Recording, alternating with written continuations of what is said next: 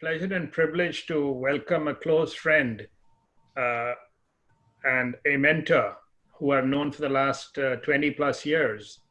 Uh, he's always been around to help give guidance. And he's a very busy man, but I appreciate his making the time today to speak to us.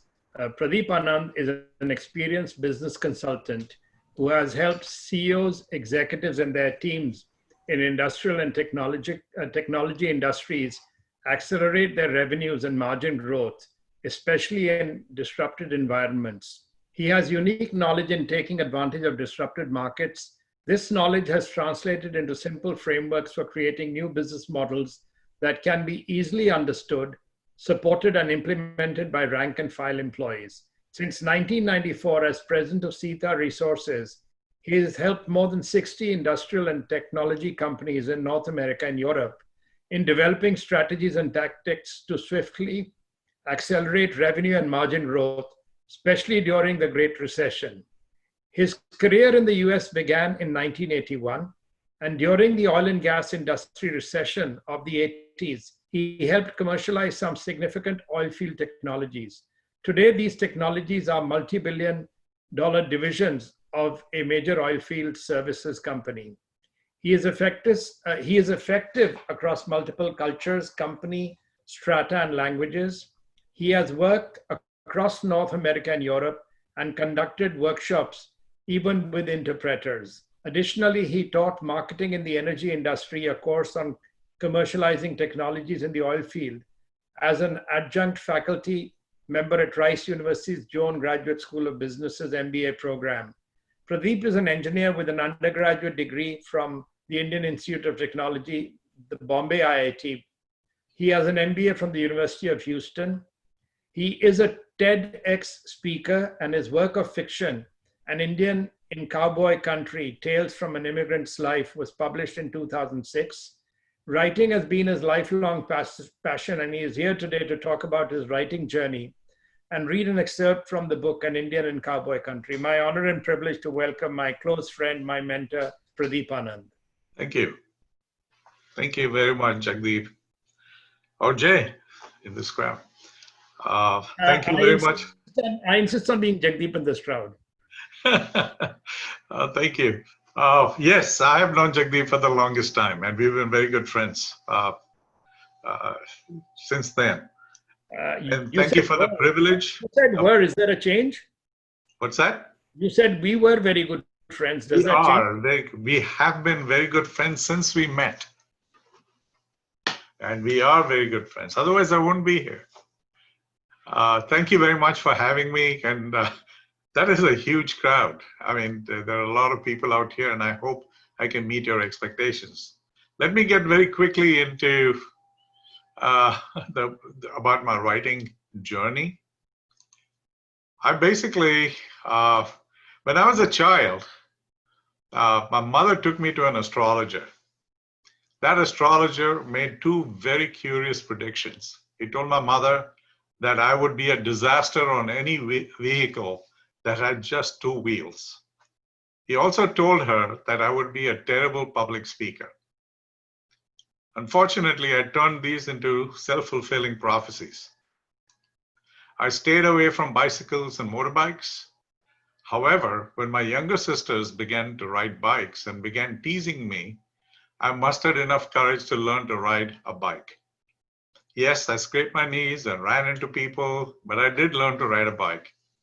I also learned to ride my father's scooter after my 18th birthday, but I gave that up after someone threw himself in front of me, got hurt, and then tried to blackmail me into giving him some money, or else he would take me to the local police station. Instead, I took him to that very police station where he was recognized as a habitual traffic blackmailer, and the police inspector let me go home. That was the last day I rode a motorized two-wheeler. Also, coming to the second prediction, I refused to speak in public for fear that I'd make a fool of myself. And I never got over that fear of public speaking in India. In retrospect, that was a good thing. I was an introvert. However, I had that fertile, talkative mind that needed a release, and writing was a great alternative. I got my start as a letter writer from my grandfather. His hands trembled with age, and he could not write. But boy, could he dictate. His English was beautiful, and his paragraphs were long, complex sentences that we had learned to parse in our English grammar classes. Yes, I went to a school run by the Salesians of Don Bosco, a Catholic Italian education-focused order, and the medium of instruction was in English. Also, during that period of my childhood, it wasn't uncommon for 3 generations to live under the same roof. Our home was a flat or an apartment that had 3 rooms, including a kitchen, and the area was about 600 square feet. In addition, we had 4 balconies that added much needed personal space for each of us, and I claimed one to be my private area. Coming back to my grandfather, he gave me that jump start to writing letters as a hobby. The Indian government subsidized the Indian Postal Service, and this made letter writing an incredibly inexpensive hobby. I wrote letters to everyone I knew, aunts, uncles, and cousins. I even wrote to people I befriended during our vacations. And when I felt that my letter writing output was not adequate, I acquired pen pals, but only in India. I couldn't afford international postal rates. My father and grandfather were also voracious readers. Newspapers, magazines, and books were always around us, and we had a reading hierarchy for every category of publication. For newspapers, every morning our father read it first. He scanned the headlines and then he went to shave and shower. He gave the newspaper to my grandfather, who after a long leisurely read of every line in the paper gave it to me. I would read the front page for the top stories and the back page for updates on sports and the Tarzan comic strip that was serialized every day except Sundays. For books, the order depended on who brought the book into our home. Our parents had first dibs on Earl Stanley Gardner. Yes, I was a fan of Perry Mason, Agatha Christie, and Edgar Wallace murder mysteries. After that, these paperbacks collected mold and aged quickly in our wooden cupboards. After a few years, the glue on these paperbacks would dry out and the pages would turn yellowish brown. However, these seemingly vintage books were eminently readable for decades, and I read all of them. Magazines had a hierarchy driven by content. We did not subscribe to any magazine except Femina. The rest of the magazines that came through our home was courtesy the library at Mysore Association, and it was never the latest issues. However, we did not mind a dated Time magazine, Life, National Geographic, Filmfare, or Illustrated weekly magazines. Our mother and sisters had first dibs on Femina, a publication for women. The younger of my 2 sisters was given, she was a big movie fan, was given the privilege of reading Filmfare first. I read both after they had finished their turns. In hindsight, I would say that 2 types of reading drove me. One that provided me with information or knowledge, and the other that spurred my imagination. Books were at the top of my pile, but American and British comics were my favorites. I think I may have read at least 2 comics every day for about 15 years. That's just 10,950 comics plus 7, counting for leap years. I like numbers. One day in 1968, my letter writing, my knowledge, and my imagination collided, or you could say they came to a confluence. I decided to write a short story for Femina. Why Femina? So my mother and sisters and their friends would read it in a credible medium. An uncle had left behind a portable typewriter at our home, and in one sitting, I typed out a short story on ruled paper. I sent the original manuscript to Femina. A month later, the editors returned it to me with a kind reject letter. Luckily, they also returned the original manuscript. Undaunted, I sent the original manuscript to Femina's competitor. It was called Eve's Weekly.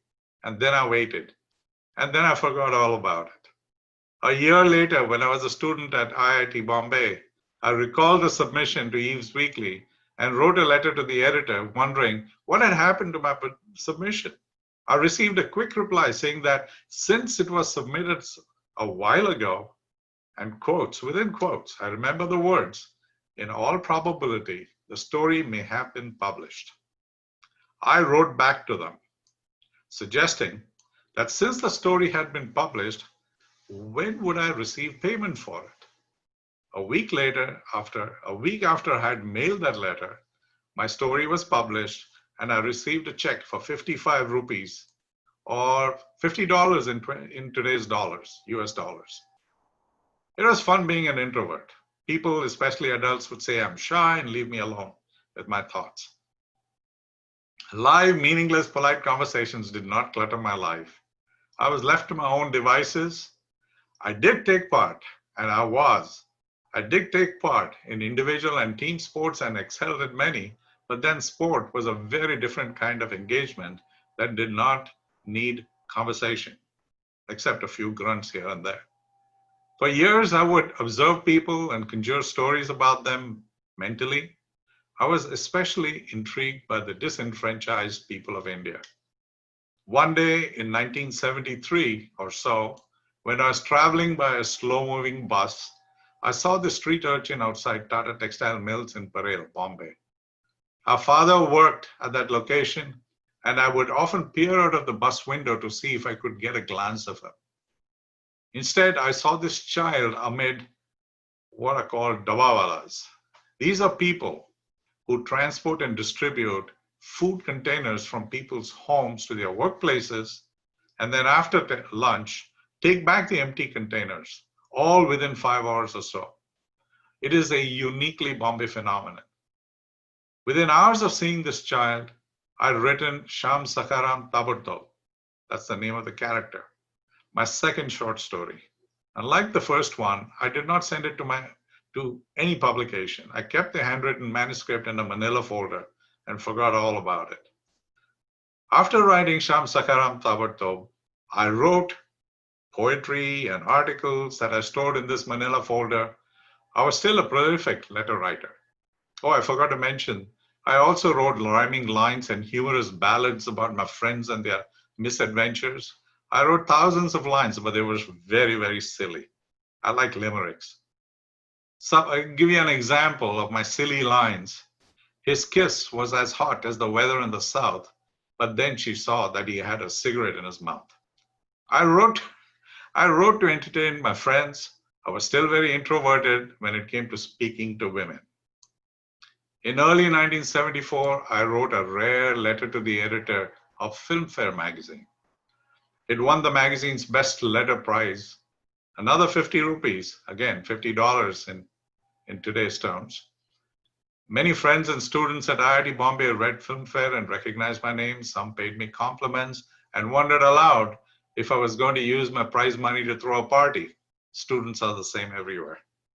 However, one of them, Kirat Patel, who was the editor of the campus magazine, annual magazine, wondered aloud if I would write for the magazine. Kirat was a good friend, but the introvert in me had prevented me from sharing my writings with him until then. I told him that I had some manuscripts and he was welcome to read them. He came to my room in an instant and took the manila folder away with him. He came back many hours later to tell me that he had selected my short story, Sham Sakaram Taburto, a few of my poems, and an indescribable flow of consciousness piece for publication. A few months later, my contribution about this little kid that I saw outside the textile mill won the Maharashtra state, where Bombay is located. It's like Houston in Texas. I got the Maharashtra State Award for the best short story of the year. The irony was that an engineering student won this literary award, and that was in 1975. After I graduated from IIT Bombay, I joined the workforce in India, but my spare time was focused on creative activities. All India Radio featured me on their Writers of Tomorrow program. I was selected to co-host a television program by India's only TV channel, Doordarshan's Bombay office. The program merry-go-round was in English and focused on young world. My host, Gopi Menon, a classmate and a buddy from IIT Bombay, and I had a ball. I wrote the humorous scripts and he delivered the lines. I was the straight introverted guy and I did not have to act. I was successful at work and play, and I was even a minor celebrity. Common people of Bombay recognized me because of my presence on TV, and one even bought me a cup of tea, and another bought my bus ticket on one of my many trips in the city. And in 1978, I dropped all that and came to Houston for graduate studies at the University of Houston. Very soon, I discovered that I had lost all my intuitive understanding of people and their nuances. I was in an alien world and I had to discover humanity all over again. Despite being an engineer, I'm not a thinking and sensing person. 15 years later, I discovered the Myers-Briggs test that said that instead, I was an intuitive and perceptive person. Unknown to me, then I was at square one, ground zero on both these dimensions. I knew nothing about this new environment, and my learning was a slow one. I was now a graduate student, and ironically, with a teaching fellowship at the university. While teaching undergrads at U of H's business school, I quickly learned to drop my inhibitions and shed parts of my introverted nature.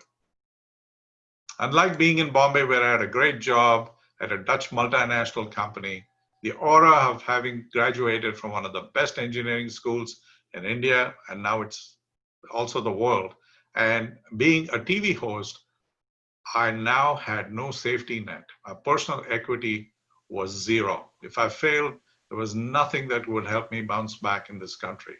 So I gave up all activities that did not contribute to my professional success. I gave up writing fiction, but I did continue writing letters to my parents who were in India. These were voluminous letters crammed into an aerogram. International correspondence was still very expensive.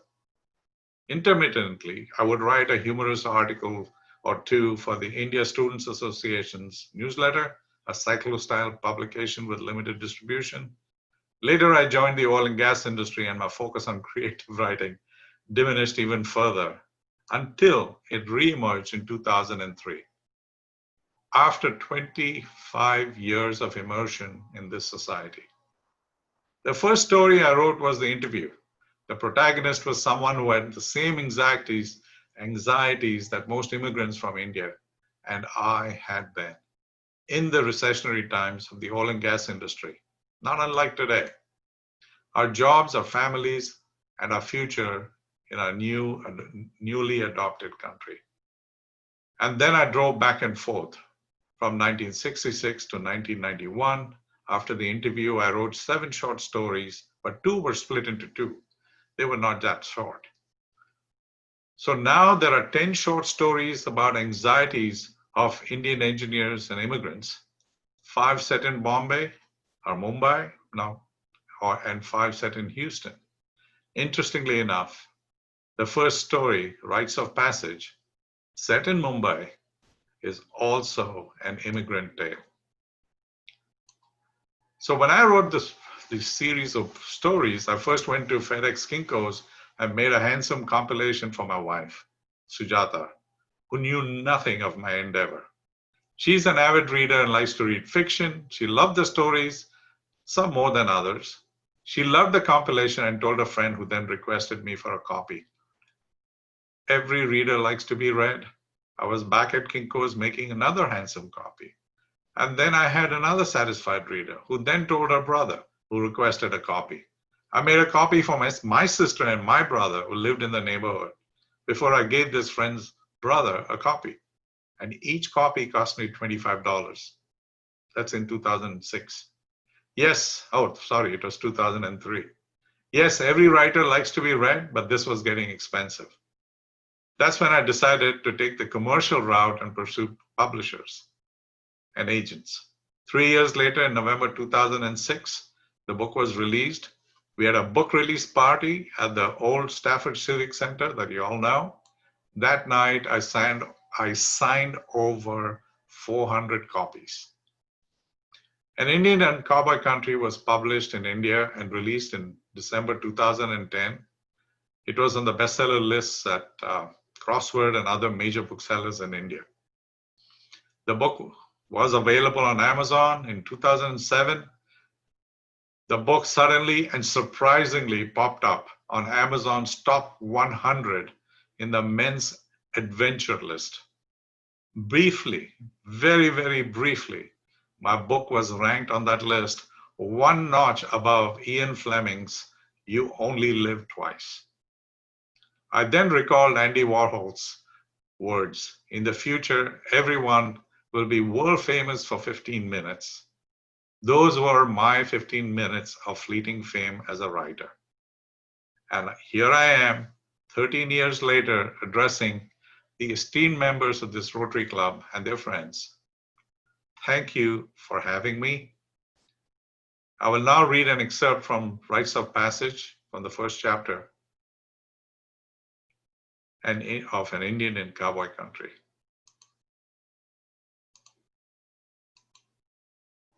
Does it sound okay?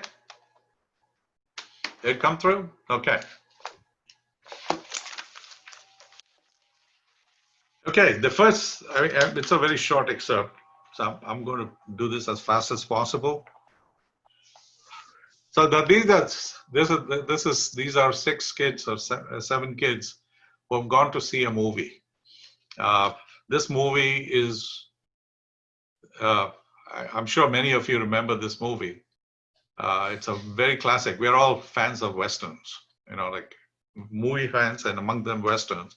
And the movie these guys decided to pick, which was a rite of passage in those days, when you were 16, you went and saw a movie that was meant for 18-year-olds, which are what are called in India adults only, or rated R over here. There's no concession for being accompanied by adults. So you have to prove you're 18 and you don't have IDs. You have to look the part. So you dress up to look much older than you are, and you go to see this movie. These kids decided that, from the school, decided they were going to see their first adults-only movie, which was a Western.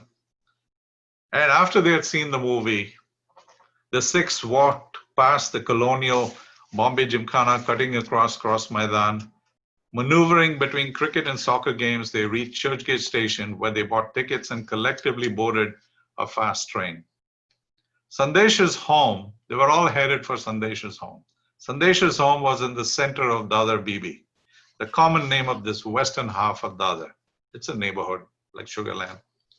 Jimmy and Satish lived on the eastern side of Tilak Bridge in Dadar TT, which had 2 large neighborhoods, Parsi colony and Hindu colony. Gujarati-speaking Zoroastrians like Jimmy, who were originally from Persia and had come to India to escape religious persecution, dominated Parsi colony. Hindu colony's residents were mostly Marathi-speaking Hindus, with a smattering of people like Satish, who's the protagonist, who spoke better Marathi, the local language, than his mother tongue.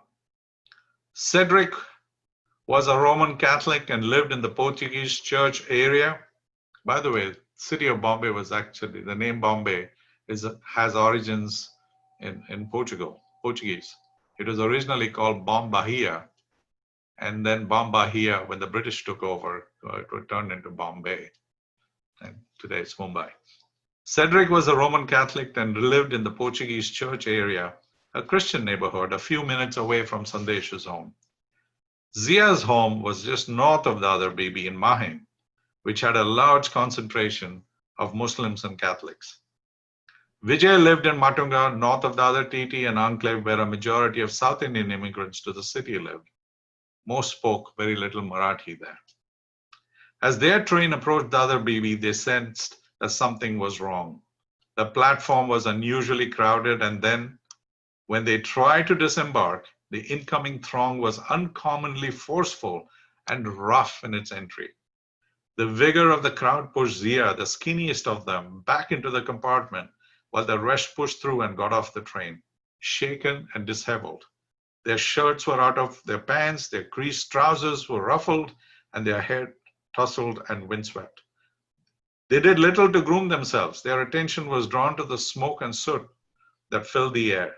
Jimmy dismissed these at first, attributing them to a steam engine that may have passed by.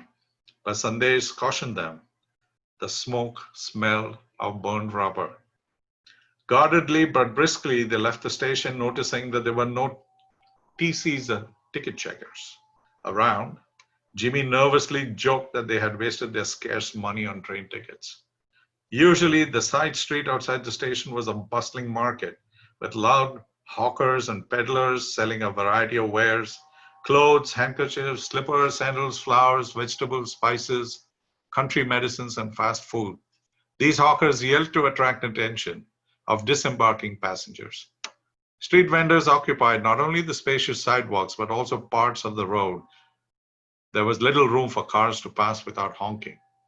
As they stepped out of the station, they did not hear the familiar deafening cacophony. They heard nothing. There was neither a hawker nor a car in sight. The streets were empty, but in the distance, a mass of panic-stricken people was rushing toward the station and them. They avoided the clamoring crowd by sticking to edges of the street, and when the crowd had passed them by, they began walking vigorously in the direction of Sandesh's home, unconsciously breaking into a run, brushing past oncoming strangers. Sandesh's home was just 500 yards away. 50 yards from the station, they would make a left turn and run about 300 yards on the adjoining street, and they would turn right and rush another 150 yards to reach the safety of his home. As they dashed through and made the first run, they saw a mob at the other end of the street throwing stones and flaming bundles of cloth at stores. Between the mob and them, 3 cars were burning. In the distance, a familiar red double-decker BST bus stood naked and charred to its metallic frame. They realized that they were cut off from Sandesh's home, and there were no other safe havens around them. They had no choice except to go back to the station and take the first train out of the other. Just as they reached the station, hordes poured out and started running helter-skelter. A train pulled in with a burning compartment, and all train services were terminated. Railway police had taken over and were indiscriminately beating people and forcing them out of the station. Satish and friends were trapped. They had missed the last train out of Dadar. If I have another 2 minutes, I'll add another part to this. Venu, do I have time? Okay, thanks. Just then, Cedric recalled that a family friend owned a car repair shop nearby. They would seek refuge there. There were no dissenters or second-guessers among them. Instantly, they ran breathlessly to the garage that stood at the end of a small lane. They stopped at the tall iron gate, gazing at the tiny spears and barbed wire that stood guard at the top. Undeterred, Cedric climbed up the gate. With a few minor bruises, he reached its crest. As soon as his head breached the crown of the gate, they could hear people yelling from within the garage, asking him to go away. Cedric reached into his shirt and showed them the large silver crucifix he wore around his neck. He yelled in Konkani, his mother tongue, that he needed help. The gate opened quickly and they were led onto this large property strewn with dilapidated and decrepit cars. Oscar, the 50-year-old owner of the place, recognized Cedric. He admonished him and his friends for being out on such a dangerous evening. He told them there had been a political rally at the nearby Shivaji Park. The crowd had been brought to a frenzy by hate speeches that labeled South Indians as the cause of unemployment amongst Maharashtrians, people native to Bombay. After the meeting ended, crowds went around looting and burning shops, especially the South Indian-owned restaurants that dotted the city. They also beat up any recognizable South Indian along the way. Oscar, upon learning that Vijay and Satish were Southerners, quickly escorted them to a tin-roofed, single-story, ramshackle building at the remote end of his lot. It was Oscar's office, and in the light of the solitary low-wattage bulb that illuminated the room, They could see a few filing cabinets and a desk with a manual typewriter. The stench of stale motor oil and gasoline was intense. Oscar found two small stools for them to sit on, and taking them behind the cabinets, asked the boys to sit still and be silent. As he left the building, he reached out to a nearby lug wrench and smashed the lone bulb, instantly plunging the office into darkness. As their eyes adjusted to the night, they could see some light pouring in from the windows and around the edges of the shut door. They sat for hours in the shadows, quietly listening. They heard waves of mobs passing around through the area, some hurling stones at the solid steel gate and into the compound, hitting cars. But nobody at Oscar's garage made a sound. There was deathly stillness between instances of mob fury, and they could hear sounds of gunfire, rare in the Bombay air. They sounded different from the gunshots in the movie that they had just seen.